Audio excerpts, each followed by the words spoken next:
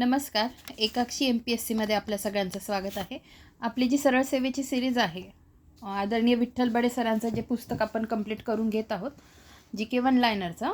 तर ह्या पुस्तकात आपण जे काही सायन्सचे लेक्चर स्टार्ट केलेले आहे त्याच्यातलं आज आपलं पुढचं लेक्चर आहे, ज्याच्यात आपण प्राणीशास्त्र बघणार आहोत. ठीक आहे.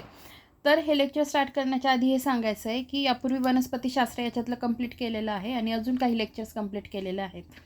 तर क्लासिफिकेशन ऑफ ॲनिमल्स आणि क्लासिफिकेशन ऑफ प्लांट्स हे बी आदरणीय डॉक्टर सचिन भस्के सरांच्या पुस्तकामधून पूर्ण काही सिरीजमध्ये कंप्लीट करून घेतलेलं आहे. त्याची प्लेलिस्ट मी ह्या व्हिडिओच्या डिस्क्रिप्शन बॉक्समध्ये देते. ज्यांनी बघितले नसतील त्यांनी सिक्वेन्सने ते लेक्चर नक्की बघा. ठीक आहे. ज्यांना इच्छा असेल त्यांनी बघा. ठीक आहे. कारण आता हे जे आपण टॉपिक घेणार आहोत, आजचं प्राणीशास्त्रातले जे काही प्रश्न आहेत ते एकदा वाचले की सोपे आहे लक्षात ठेवण्यासाठी. खूप काही असे अवघड नाही आहेत, पण जर इनडेप्थ कोणाला स्टडी करायचा असेल आणि खूप साऱ्या गोष्टी कन्फ्यूज होत असतील ॲनिमल क्लासिफिकेशन प्लांट क्लासिफिकेशनमध्ये लक्षात ठेवण्यासाठी, तर ते लेक्चर तुम्हाला बघणं गरजेचं आहे. तेव्हा इकडच्या गोष्टी लगेच सोप्या होतात आणि उत्तरं पण लगेच सुटतात. ठीक आहे. आपण सुरुवात करूया आजच्या व्हिडिओला. बघा, प्राणीशास्त्र, प्राण्यांविषयी अभ्यास केला जाणाऱ्या शास्त्रास डॅश डॅश असे म्हणतात. तर काय? प्राणीशास्त्र, झोलॉजी. पुढे बघा, प्राणीशास्त्र व जीवशास्त्राचा जनक कोण आहे? तर ॲरिस्टॉटल. ॲरिस्टॉटल यांनी प्राण्यांचे वर्गीकरण किती गटात केले? तर 4 गटात. ॲरिस्टॉटल यांनी प्राण्यांचे वर्गीकरण कोणकोणत्या गटात केले? जलचर, भूचर, उभयचर, खेचर. उत्क्रांतीवादाचा जनक म्हणून कोणास ओळखले जाते? तर चार्ल्स डार्विन.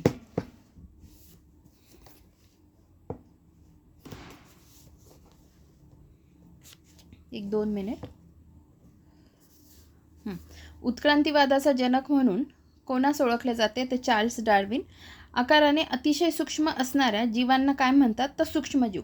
सूक्ष्मजीवाचा आकार किती मायक्रोमीटर असतो? तर 1 ते 10 मायक्रोमीटर. ठीक आहे.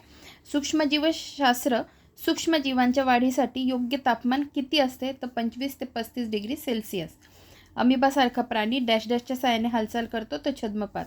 कोणत्या जीवाणूमुळे दुधाचे रूपांतर दह्यात होते? तर लॅक्टोबॅसिलस. डॅश डॅश यांना पृथ्वीवरील पहिले सजीव म्हणतात, तर कोणाला? जीवाणूंना. अमिबा हा डॅश डॅश पेशीय आहे, तर एकपेशीय. अमिबामुळे मानवास कोणता आजार होतो? तर अमिबेओसिस, आतड्यांचा दाह. जगातील सर्वात मोठी पेशी कोणत्या प्राण्यांमध्ये आढळते? तर शहामृगाचं अंड. ठीक आहे. किंवा कोणती पेशी? तर शहामृगाचं अंड.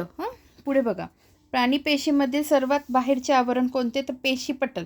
त्यालाच काय म्हणतात? प्रद्रव्य पटल, plasma membrane oblique cell membrane. ठीक आहे.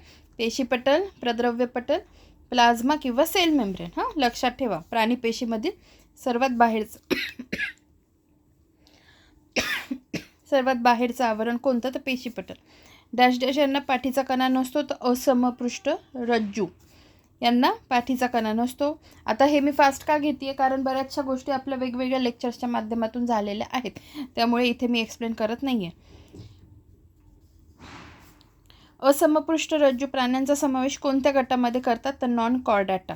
डॅश डॅश यांना सर्वात पहिले प्राणी म्हणून ओळखले जाते, तर आदिजीव. पाठीचा कणा असलेल्या प्राण्यांना डॅश डॅश असे म्हणतात, तर समपृष्ठ रज्जू. असमपृष्ठ रज्जू प्राण्यांना डॅश डॅश नसतात, तर कल्ले किंवा फुफ्फुसे नसतात.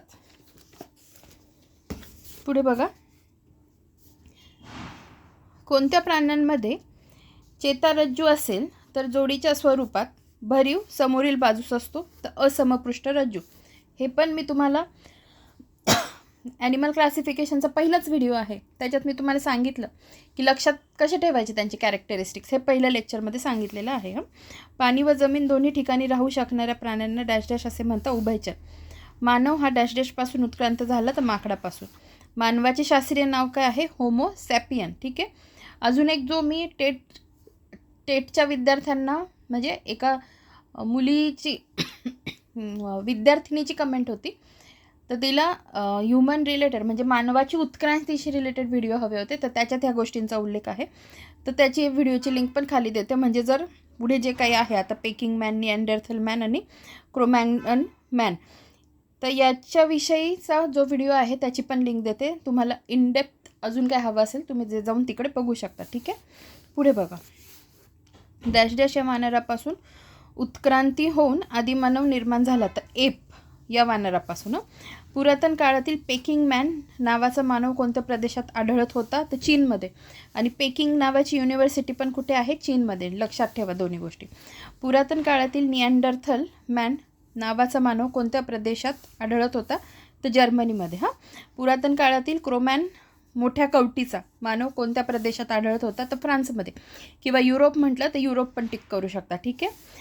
कॅल्शियम व लोहाची कमतरता भरून काढणाऱ्या क्षारांचे उत्पादन डॅश डॅश आम्लापासून बनवतात? तर ग्लुकोनिक आम्लापासून. उभयचर प्राण्यांचे हृदय किती कप्प्यांचे असते? आता मी हे तुम्हाला जेव्हा आपण कॉर्डेट्स घेत होतो, कॉर्डेट्समध्ये मी तुम्हाला हे खूप व्यवस्थित समजावून सांगितलं आणि लक्षात राहून जाते एकदा ते व्हिडिओ बघितलं की.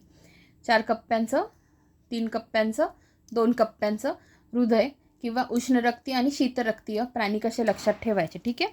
इथे मी एक्सप्लेन करत नाही, आपण फक्त रीड करून घेऊ.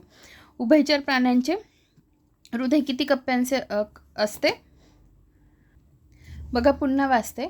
उभयचर प्राण्यांचे हृदय किती कप्प्यांचे असते? 3 कप्प्यांचे.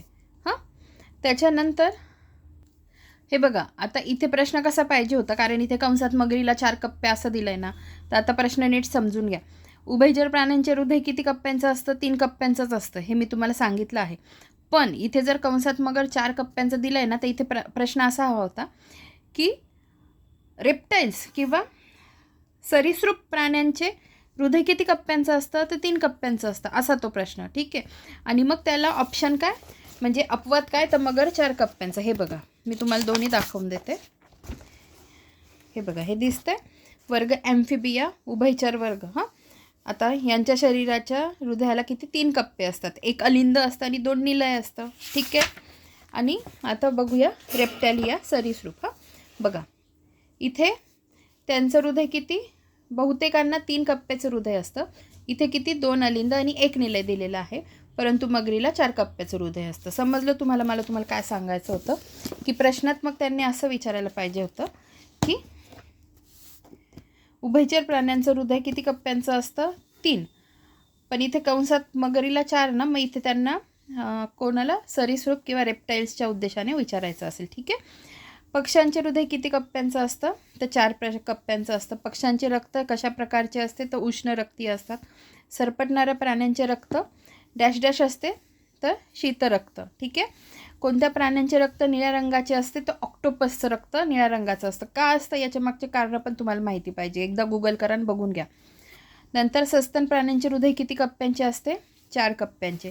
भूपृष्ठावरील सर्वात मोठे हृदय असणारा प्राणी कोणता? जिराफ. आणि पृथ्वीवरील सर्वात मोठे हृदय असलेला प्राणी कोणता? Blue whale, देवमासा.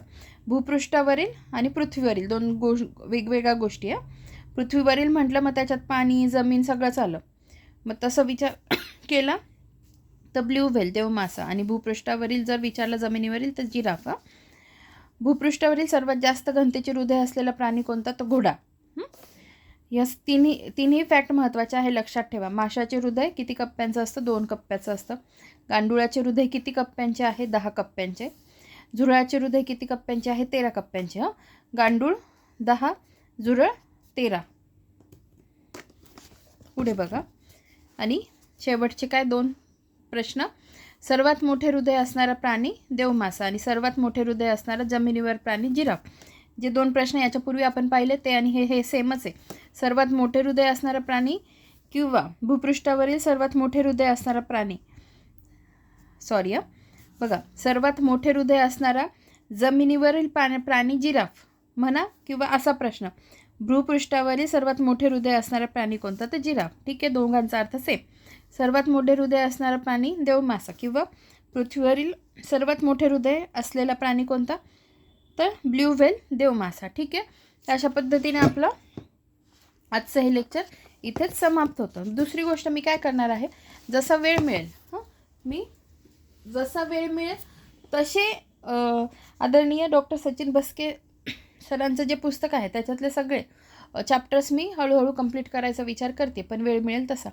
आता एका स्टुडंट्सने मला मेसेज केला होता की त्यांना ॲनिमल आणि प्लांट क्लासिफिकेशन हवं होतं, म्हणून आधी मी प्रायोरिटी बेसिसवर ते स्टार्ट केलं. त्याच्यानंतर मी बी रक्ताभिसरण संस्था स्टार्ट करू शकते.